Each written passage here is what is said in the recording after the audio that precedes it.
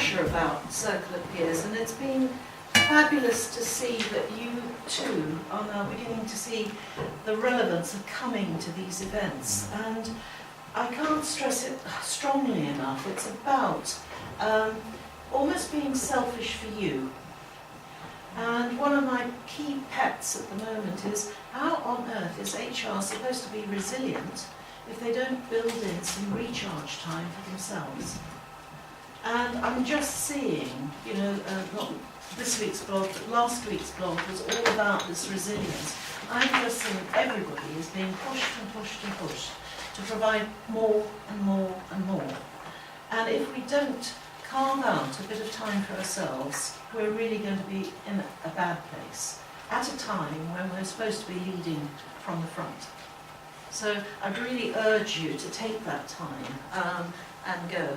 That's me lecturing you. So engaging hearts and minds, had to do it really, 13th of February, near Valentine's, and we do like to enable you to take a little thing of chocolates home to your dear ones and say, look what I've got for you today, as well as nibbling your own. So I think we've got spares, so don't worry if you sidle out with more than one. That's fine. So, and our graphics guy came up with hearts and minds, and you know, that was the topic.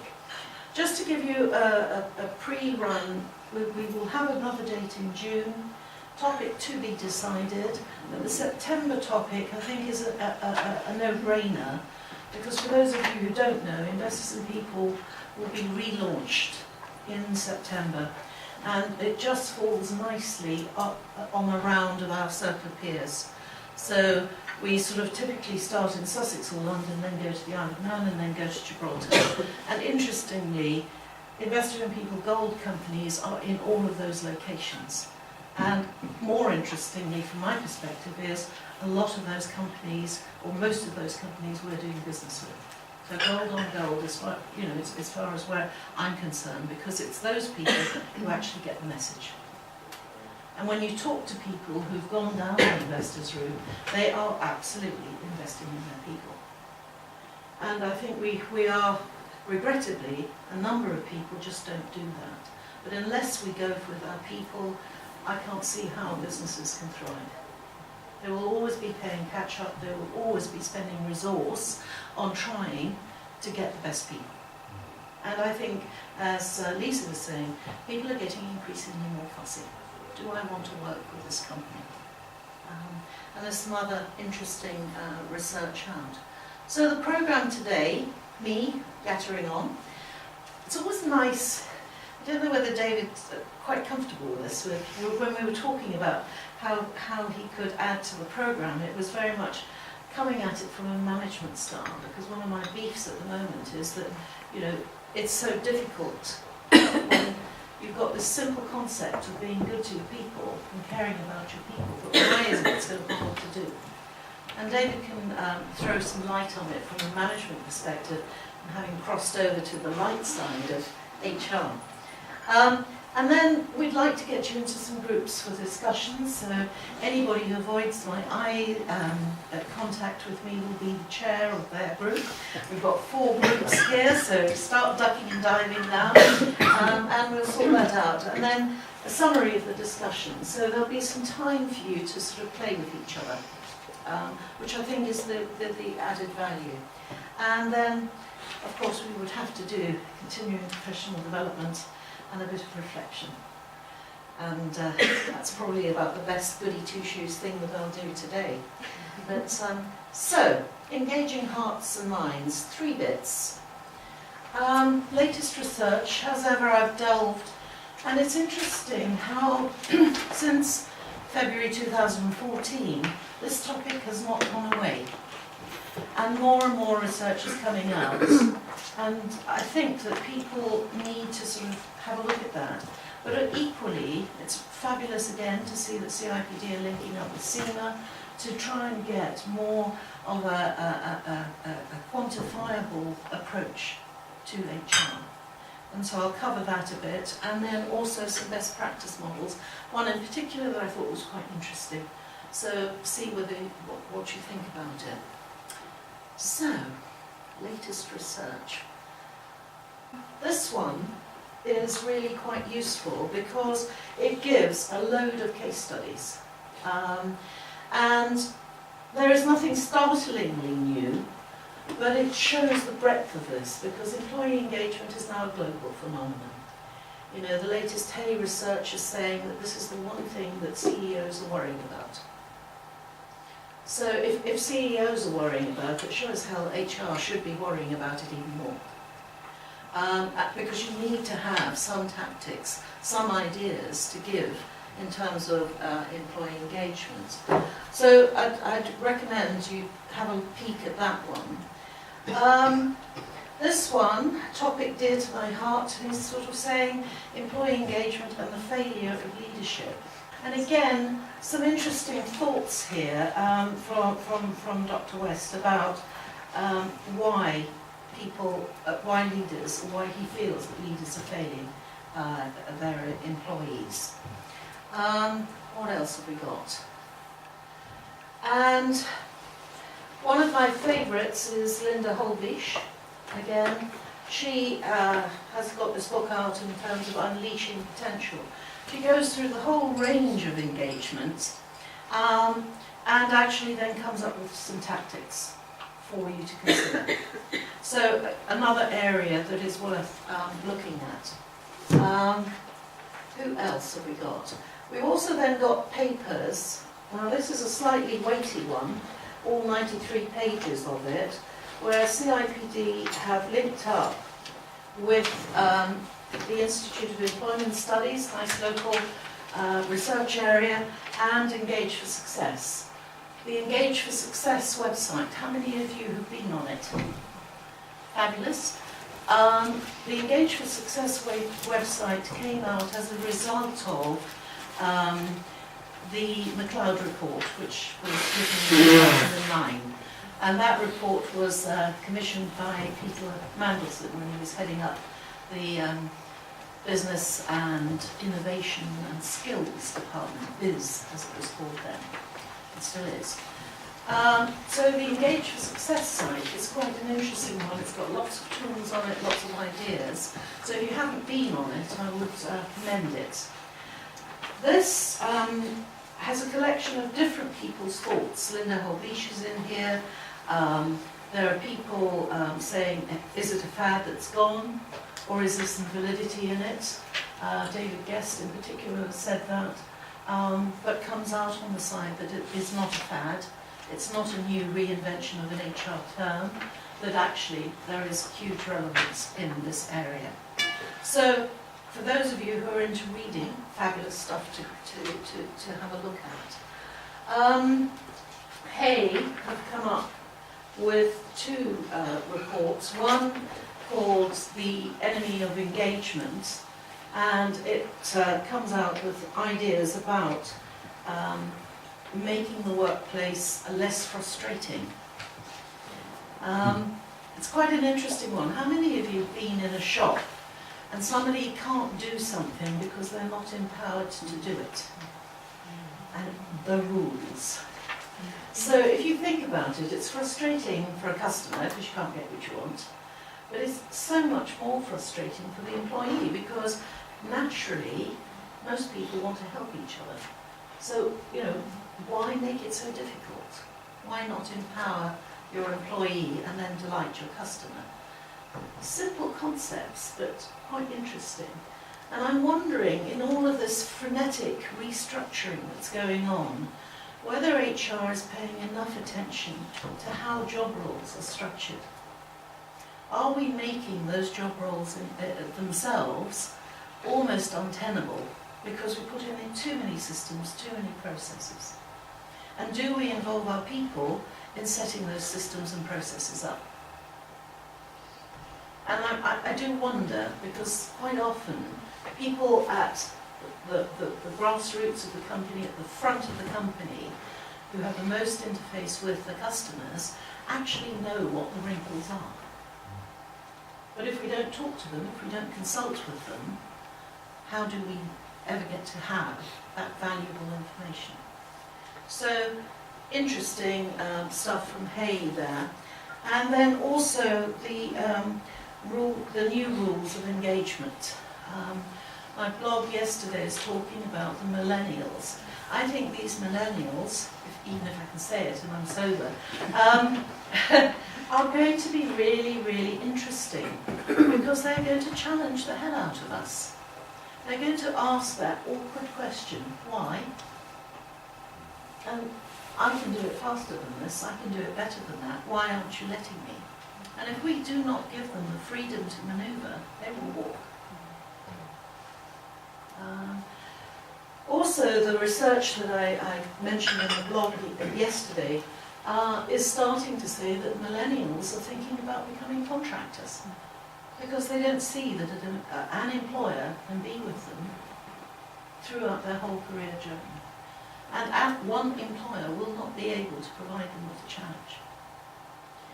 And I was just, reflecting because we've got the luscious Pete in the corner there. He's an integral part of our team. Without Pete, we wouldn't have videos. Some of us may be going, yay. Yeah. Yeah. But, Pete has given us fabulous stuff for our online content. And, we've got John, who we're playing with. He's a newbie, is John. So, who knows where he may end up. But that is a contractor. It's an integral member of the team while they're playing with us. So, and then we've got employees as well. And some employees that we keep on talking to for years and years and years.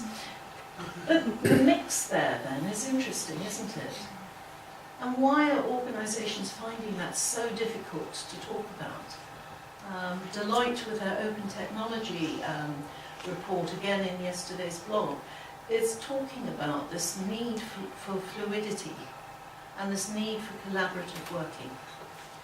So I'd really get your thinking caps on, get your sort of design caps on when you're looking at how work is planned and organised. And if you're not consulting with your people, then you're missing a trick. It doesn't cost you that much to actually ask people, can you do it better? Is there a better, quicker, faster way? Because if there is a better, quicker, faster way, it's easier for everybody. Or not for them to sort of throw up their hands in horror when you say, well, can we do it better? That should be an inbuilt desire and need in people. And I've said it so many times, I don't think that anybody gets up out of bed and says, I'm going to do a bad job today.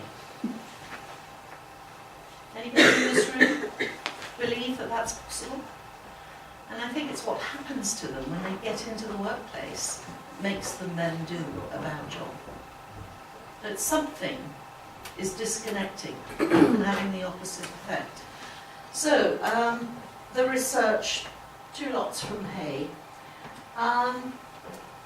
Any other research that you've come up with or know about? Yeah, I don't read a huge amount, I'm lazy, but I remember, I think CIPD did a paper, I keep referencing this because we talked to the bosses about engagement, about this. And I'm sure, was it, I might be wrong, I think 2010 they did something and they talked about share value going up with an engaged workforce, whatever engaged means. And that really resonated, and I suppose that's the thing I would share. If you're not come from a commercial background, my background is commercial, I'm a top business people. When you start talking money, people listen, because I get this constant resistance, it's fluffy. What difference is going to make to our business? And I think that's, I need to give you the 5 in area because we're getting metric now, which is fabulous, so thank you for that. But I think the piece of research that you're referring to is something called Valuing Your Talent. There's a separate sub-website going on, and CIPD have linked up with RSA. There's a lovely little video clip on that, and also with SEMA, to try and get the metrics out for talent management in terms of talent retention and talent attraction as well. So, there is quite a bit of work going on in this area. regrettably, sometimes I do bump into HR people who, when you say, what are your turnover figures, they look at me a little bit strangely. And yet if I was to go into a hotel or a retailer and say, what's your spend per head, they're more likely to know. So we have got to get those figures up. And even if we're in a developmental role, we need to, as part of our research, know what the figures are for the business. You know, your accountant would know what their monthly management accounts figures are looking at. Is it red or black? And they'd know by how much. And they'd probably then start to bore you and say that, well, according to looking at last year, we're ahead or behind last year's, and you know, before you know it, your eyes are glazing over. But they are passionate about their figures. And I think it's an integral part of the HR role. And ignore it at our peril. Sorry. No, I was going to say, a little bit of research that I've read recently was, we were talking about millennials. Yeah. I was reading something from the CIPD in 2012 about the ageing workforce. Yes. And it was just, for me, it was quite interesting to say that, the figure that stuck with me, that by 2020, I think 36% of the workforce will be over 50. So for me, that engagement was about how you can engage with, you know, as millennials and also the baby boomers and all the ones in between. Yeah. And that's really hard, I think, because they've all got different needs.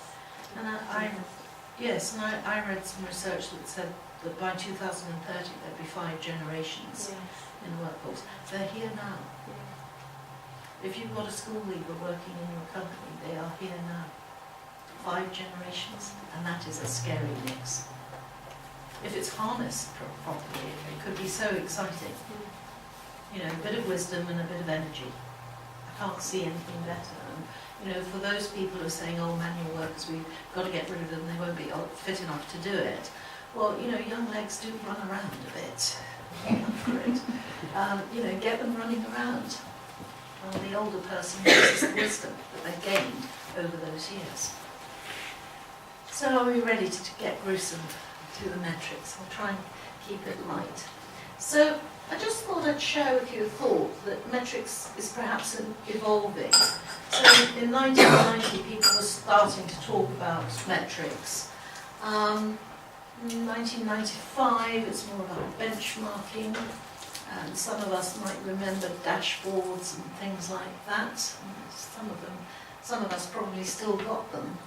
And then sort of the analytical side, well, what is this telling us? Because in a way, a benchmark is a little bit static, isn't it? It's not telling us much. So the analytics is fine. And I think where we're into now is using the numbers to predict. You know, if this trend continues, this is what we're likely to have to spend. And then I think we're really adding value. So if our turnover rates increase in the trend that they're increasing, these are the probable costs to the business. And when we think about it, the salary costs in any business are the highest level of expenditure, you know, the highest count. We've really got to focus our attention on that, because even a 1-2% rise there, if that's your biggest expenditure, it's a lot of money. Likely to make anybody sit up. So metrics, use them please, and you know, make HR be seen as an asset. We're about to make a business decision. Let's call in HR and see what we think about it. What do they think? Because they've got their fingers on the pulse in terms of our people. What are the implications? My best horror story is an insurance company who, over a weekend, their IT department decided to change the IT system. Monday morning, 400 people worked in, brand new IT system. They didn't know how it was working. Nobody had planned in the training. They lost about 2 to 3 days of work. What business could afford that, to just trash 2 to 3 days of your most expensive asset? And yet it happens. By people not really understanding, by perhaps HR and L&D not having the facts and the figures at their fingertips. So, let's move on. Gallup. That's a bit of a scary one. So it says actively disengaged miss an average of 3.5 days per year more than other workers. Now that's a little bit scary. And how many in this room would know what their average missed days are through sickness and absence? I won't ask you to put your hands up, but I'll just pose you that question. And how many of you have differentiated between absence and sickness? And how many of you have differentiated between long-term sick, where there is an exception to short-term? And what are the steps? But if that's the case with Gallup, and we would not wish to say no to them, because they're such a reputable organisation, that is scary. And we're constantly saying to people, okay, so how much does a person's day cost if they're on payroll? And I'm constantly amazed with HR who say, well, they get paid 20, 30,000. Okay, so what's that per day? And then they'll say, oh, well, it's divide by 52 and divide by 5. And I'm saying, okay, so they work 52 weeks in a year. Oh, right, so we'll have to readjust that. Oh, so you don't pay national insurance. Oh, that's another 11%. And you don't have any benefits that you give these people. Oh, that's another percentage. I mean, I know some companies who their uplift on their payroll costs is something like 30% with pension contributions. So we're failing to really grab the attention. So one person's day rate, if you look at it on an annualised salary, it looks okay. But when you start saying, well, they don't actually work 52 weeks, and we're adding, whatever the percentage is, cuddle up to your finance guys, I'll know. Not that I'm purporting that you should do that regularly, but you know, a little bit of contact every now and again helps, because they will start to look at you in a new way. It's HR worrying about this one. Think about it. Engage for success. They're very blunt. They say we have a productivity deficit. And the recent Office for National Statistics survey found that output per hour in the UK was 15% below the average for the rest of the G7 industrialised nations in 2011. So, a horrible productivity gap. Now, is productivity and engagement linked? It has to be. And again, if you go on Engage for Success's site, you will see lots of nice, useful metrics that you can quote.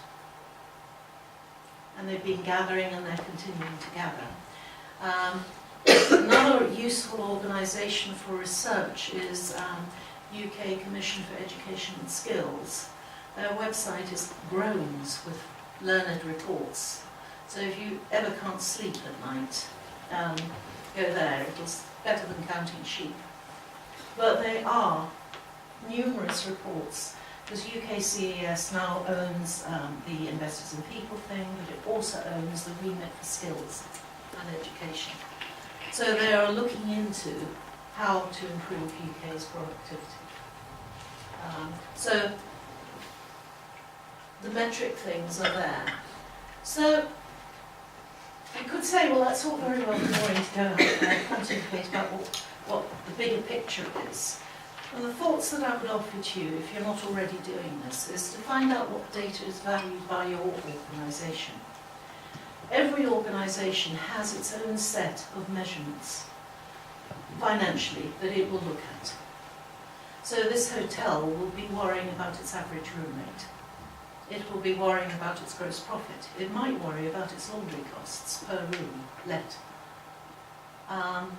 And you know, if you think the hotel's being green by asking you to keep your towel for another night, no they're not, they're saving money. Quite a lot of money. But of course, if they haven't communicated that to the chambermaid or the room maid or the room attendant, if we're going to be correct, he or she will just remove the towel because it's easier. And not even know that there's a potential to save money. So finding out the data. So there's the obvious stuff that you need to have at your fingertips, the information system stuff, headcount, turnover, retention, and tenure, length of stay, compensation packages. You know, what are they? How generous are they? Are they clear through the organisation? Are they standard? Peer comparisons. When did you last do your wage survey? Did you get transparent in? Have you got some mates in different organisations who will share that data with you? And talent acquisition as well. And looking at that, then, classic HR is those sides, but the talent acquisition bit, the cost per hire and the time to fill. I mean, Lisa, on average, for some of the positions that you're having, how long is it taking? 3 months, from start to finish. At the moment.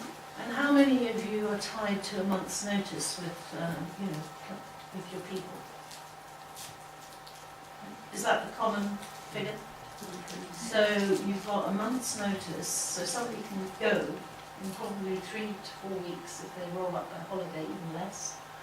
And yet it takes you 3 months to fill. What happens to the poor sods who are left in the company? Painful. It's just quite a scary thing. And therefore, what is the loss of productivity during that time where everybody else is rushing to pull that forward? Would it be such a bad thing if you extended your notice periods? Or is that too much of a risk because you might have to pay them if you don't want them? So why have you hired them? These questions that come into my mind, and maybe it's just me being a bit strange, but if you're absolutely happy with somebody, is it such a pain to ask them for a 3-month notice period? You could always negotiate it out if you didn't want it later. But then you need to be sure that when you take somebody on as a full-time employee or a permanent employee, that you do really want them. And it's not a maybe, or we'll give them a go because we've got 2 years to get rid of them.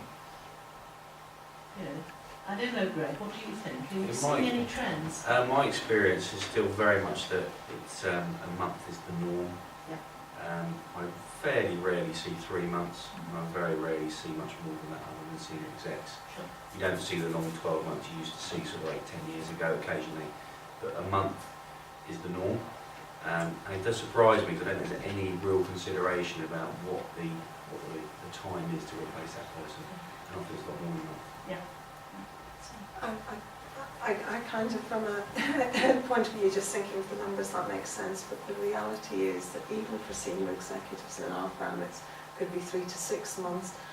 The best will in the world, even the most previously engaged people, come a month, they are beginning to fly, their heads are elsewhere, so although you could tie them in for 3 months and have them present for 3 months whilst you do a handover, it's not always productive because, in fairness to them, they will, their minds have lost the engagement, they're disengaged, and it will hamper them getting new roles as well. So at a practical level, it's a little bit like tie-in clauses. I get the point of them, but I never want somebody to stay in my team because my contract ties them. I mean, I want them to be here because they want to be So the here. challenge is to flip it over and think, what would that do to somebody if they think that they're so highly valued that they've got a long time period, and because you've got them in that first flush of enthusiasm and they love the job, they like the challenge. So it's about keeping that challenge, it's about keeping that sustainability. I think for us, how we train our managers to handle it is to say, you only have 3 months if it's a surprise when you get the letter on a Monday. Actually, if you're engaging with your staff, there will be open conversations. You will know, you will be looking after someone's career, and you will know when they're unhappy, so that you do get the warning. It's not the notice period, but they come and they say, this is what I want. You talk about whether or not you can provide it within the firm, and if you can't, you say you go with my blessing. Yeah. If you're having that conversation, you do get notice, and then you can start looking to replace. There's always a way to do it. So that's a big if.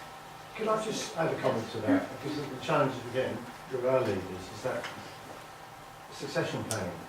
If you've got good succession planning in place, and that's not my area of expertise, but just as an outsider observing, it's almost like you should be expecting You know, not to say, you know, you want people to be disengaged, but it's about contingency planning and about planning, predicting. Sure. So if you have these things in place, then as one goes, another one steps in, and so you're moving people around the business, you know. And quite a lot of feedback we get from these leaders is that they do all this bun fight, basically, and it doesn't go anywhere. There is no succession planning. Yeah. And so, you know, I'm wondering whether that's something that requires more work, more effort to, you know, because these are symptoms, aren't they? Ultimately. Absolutely, Yeah. absolutely. And I suppose there's signs in the wind, aren't they? If you're reading Yeah. the people. Yeah, I mean, there are all sorts of concepts like having your own talent pool, growing your own talent, and yet people still, I mean, it's lovely to know that Virgin Media, how many thousands are they taking on? 6,000 apprentices have been announced this morning. They're actually growing their skill base. Are they doing it for the love of it? It'd be interesting. There's money there. That's why they're doing I it. was on Radio 4 and Radio 2 this morning. My God, it made it to Radio 2, so it must Good be good. good bit of marketing. Yeah, but will they employ them beyond the apprenticeship? So Yeah, again, yeah. just because they're in an apprenticeship doesn't mean to say that translates into. But it's adding to the UK skill base one way or the other. If they keep them, fine. If they don't, that skill base is still high. Maureen, while talking about apprenticeships, I was at a conference on Tuesday in London, and the Prime Minister announced a new scheme of traineeships, Yeah. which sits below apprenticeships, but it's for youngsters who want to come into business and understand what business is about, and get paid a salary for a certain period, and then if the company likes them, they then get hired. So I think that's quite interesting as well. That could fill those gaps. Sure. You know, if people join, like the business, then they could be people who could be promoted up through the organisation. Yeah. You know, we will get back to that because there's no other option when you think about the millions of unemployed youngsters that are around. And you know, my pet theme, which is the bank of mum and dad, who's still protecting the little darlings, and they don't appear on the job, you know, in certain parts of the country. I'm sure they are not in the job centre figures, because our little darling couldn't possibly go down to the job centre. Because we're going to keep them nice and safe and cosy at home. If it's so cosy for them, they won't go. Then that's me being strange again. This is another interesting thing because there's the acquisition of talent, but then there's also the management. Do you know what skills you're looking for? Have you got your competencies aligned? Have you got performance measures in place? And have you got career paths for people to follow? And again, the research on the millennials coming through is saying that they value training and development more than they value money. So it's the opportunities that you can give them that helps. But it is again strange how many organisations haven't developed this, and there are gaps in the arsenal of HR we've got to fight this. I think there's something actually on there. We were saying earlier about sort of predicting the future. There's quite a lot of information coming through about, I suppose, people after the millennial generation. Yeah. A lot of people now in those sort of mid-teen years are feeling extraordinarily insecure. It's a very, very dangerous world. I think there's actually going to be a slight shift in terms of people wanting to feel a level of security. So rather than the kind of contracting and give everybody what they want, it's actually almost more, possibly a move back to a slightly more paternalistic approach, which is not necessarily a good thing in some ways, but done well, it would need that kind of talent management and career path. But it's just thinking about actually not sort of rushing down the millennial path and thinking a step beyond that, and actually what do people need as we sort of move forward, because it's a very different sort of area for those people born after. I mean, it's going to keep those of us who like nosing about and looking at the trends as they're coming endlessly occupied. So, and I think, you know, Nick's idea about when he was sharing the traineeships, I think that could be another option. But again, because I can also see some disillusionment with young people of acquiring huge debt. You know, some don't seem to mind, but a number of them do seem to mind acquiring these huge student loan debts. Employee satisfaction, perceptions whilst in role, and perceptions when leaving. So the first one, I sometimes think that employee engagement is measured to death. There is a blue chip company that we know quite well, whose HR director sidled up to me and said, we keep on getting awards for our employee engagement. I said, oh, it's fabulous. He said, yeah. He said, we measure it to death, but we don't do anything with the data. So that's an interesting one. We had a nice job last summer where a sort of global FMC group had done a cultural survey, and they were trying to be a little bit more unusual in the way that they do it. Typically they'd sort of given the report back to the senior management team, and then the senior management team had decided what the actions were. This time they wanted us to go in and facilitate focus groups of the people who'd contributed to the survey to see what they thought should be on the action sheet, which is interesting. The only thing that we found was that actually focus groups was the wrong mechanism. The client had specified focus groups. We thought, we know pluses and minuses for focus groups. But then we found that in order to be flexible and help them, we were doing telephone one-to-one interviews and face-to-face one-to-one interviews, and we got much richer data, which again we could put back into the report for them to consider. So again, as long as you do something with the data. What we're also seeing is that a lot of people will be saying, yes, we do exit interviews, but they never tell you anything, or we don't get the truth. I'm still to see organisations contracting that out to a third party, because I think that could be quite useful, if you could get that data. Because will they ever tell you the truth? Can I say, we did try that, but also, for all sorts of reasons, issues. We used an agency in Bangalore. It was done on the cheap, it was a bit frustrating. So we probably missed out on the communication side. Because we got a really high attrition rate, double-digit attrition rate with our graduates. They're a really volatile, vulnerable group, and we want to do something about it. And we contacted them, they were contacted 2 months after leaving the business, so they're direct interviews and all contact. And we got some quite useful data. And I suppose the jury's out as whether it was effective or not. I think the principal was right, we used the wrong tool. It was a language thing, and also there was also a cultural thing. People were a little bit, is this person ringing me after I left this business 2 months ago? Yeah. What's that about? Yeah. So it was interesting to see how we could explore it further. I mean, we don't really want to be losing people, but I think that's worth exploring. It's a good idea. Okay, good. So I think that's me done with the metrics. So on to the best practice models. Stumbled across this little thing here, which is almost, if I was a developer of people, I might be thinking, gosh, that's a good giveaway, and perhaps we could use some of the ideas in here and then give this as a reading thing, because it wasn't that expensive. But some lovely ideas for managers in terms of how to motivate your team for high performance. So have a nosy in here, because again, if we're going to, and it's big print, so it's not that vexing, but a real world guide for busy managers, even if you just drop that on the desk of everybody, would it cost you that much, and could it spark that, could I take one of these ideas? So if we're pushing the responsibility for engaging people to the manager, which is where it really belongs, can't expect them to do it without some tools. So that could be interesting to play with. Like this, where we're all, some of us, marketing bolts and things, are interested in the classic 4 Ps, product, price, promotion, placement. But that's all very well, but what about the people who are going to do it? So, drop in the 5th P and see whether the penny drops. But what is our people proposition? And when we talk about employee value proposition, are we clear that we've actually buttoned that down?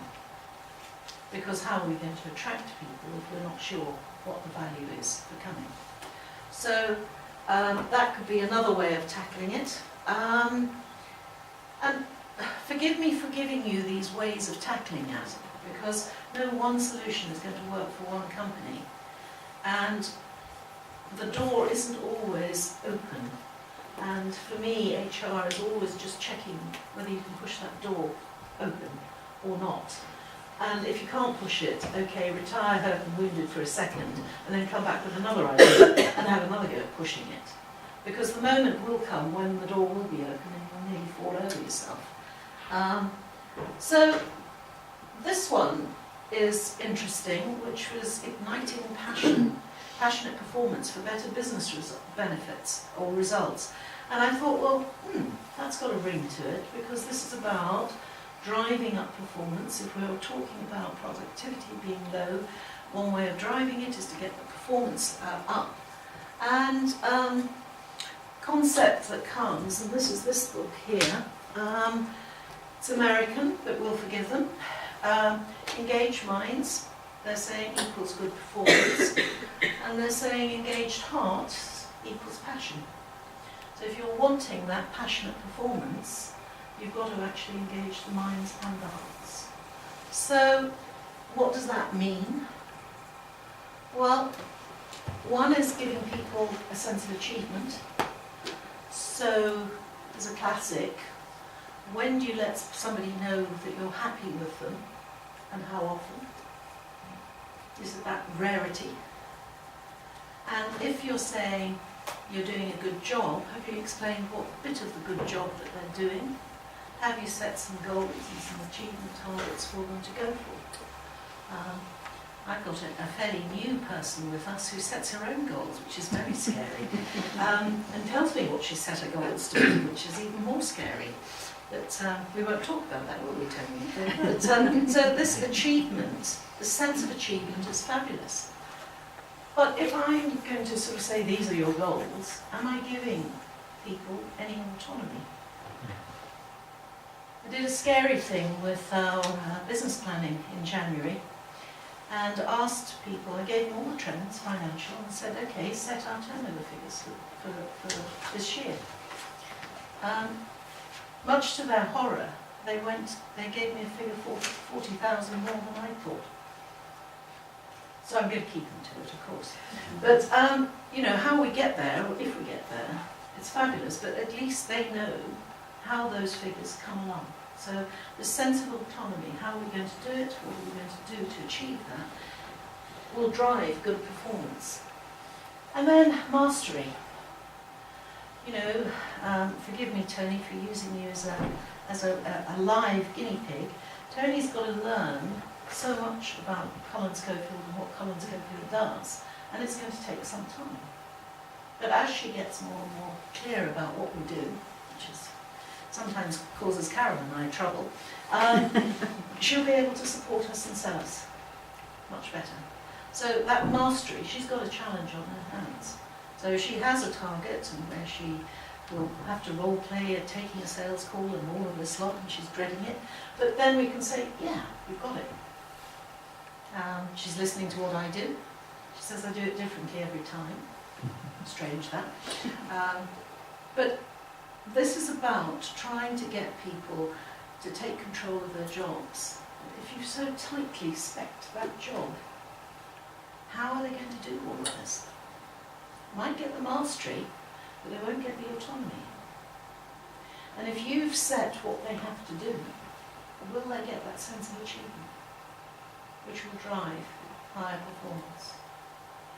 Now, just giving you thoughts, because it's resonated with me when I read this one. And then the really tricky thing, the hearts and the passion.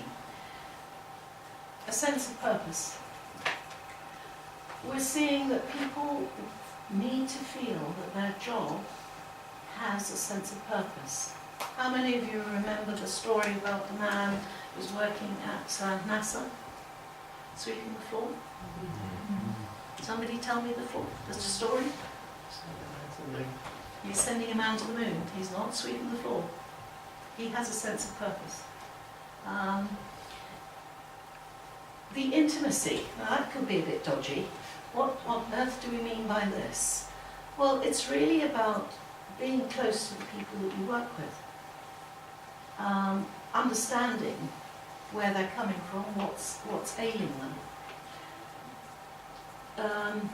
Standard Bank did some really good surveys about identifying who were high-performing managers. So they identified these high-performing managers, then they walked around and said, okay, what is making these managers perform so well with their teams? And actually what they found out was those managers knew their teams inside out.